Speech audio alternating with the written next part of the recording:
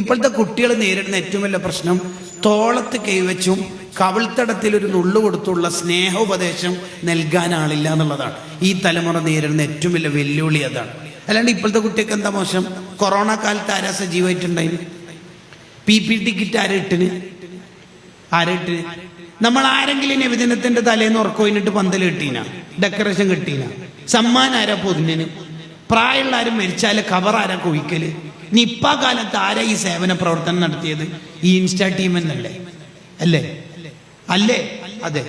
ഈ കുട്ടികൾക്കൊന്ന് തോളത്ത് കൈവെക്കുക.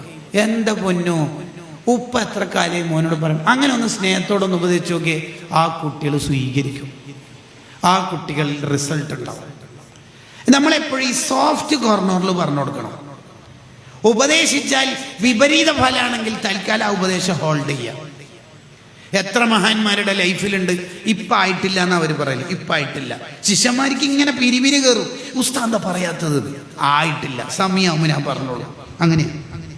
ഈ അടുത്തൊരു മുദരിസ് ഉസ്താദിനോട് നാട്ടുകാർ പറഞ്ഞ്, മുത്താലി നിങ്ങളൊന്നും സുന്നത്ത് സ്കരിക്കുന്നില്ല. മുദരിസ് പറഞ്ഞ്, അള്ള എന്നെ സുന്നത്തെ ആക്കിയിട്ടില്ലോ എന്ന് പറഞ്ഞാൽ അതൊക്കെ സമയമാകുമ്പോൾ ഞാൻ ചെയ്തോളൂ, അതിനാണ് നിങ്ങൾ എന്നിടെ മുദരിസാക്കിയത്, അല്ലെങ്കിൽ പിന്നെ നിങ്ങൾ എല്ലാവരും പാടെ മുദരിസായാൽ മതി. കമ്മിറ്റിക്കാർ കുറച്ചൊക്കെ ഒന്ന് ശ്രദ്ധിക്കണം നല്ലതാണ് കേട്ടോ. അങ്ങനെ കയറി ഇടപെടാൻ എന്തിനാ ഇപ്പം മുദരിസാക്കിയത്? ആ ഉസ്താദ് അതത് കാലത്ത് കുട്ടികളുടെ തർബിയത്ത് ചെയ്യാൻ കഴിവുള്ളതുകൊണ്ടല്ലേ ഈ മുദരിസിനെ ഇവിടെ അസൈൻ ചെയ്തേക്കണത്? അല്ലേ? എല്ലാവരും കയറി എന്തിനാ നമ്മൾ ഇടപെടുന്നത്?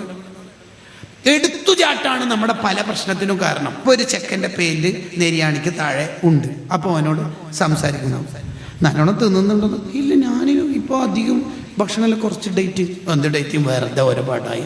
അല്ലല്ല, ഞാൻ ഭക്ഷണം കുറച്ച് കുടലൊക്കെ വലുതായി. എന്ത് കുടൽ? അങ്ങ് കുടലൊന്നും. എന്ത് കുടൽ? കുടൽ വലുതായോണ്ട് ഇരിക്കൂലെ പാൻ്റൊക്കെ വെച്ചെടുത്ത് നിൽക്കാണ്ട് താഴെ.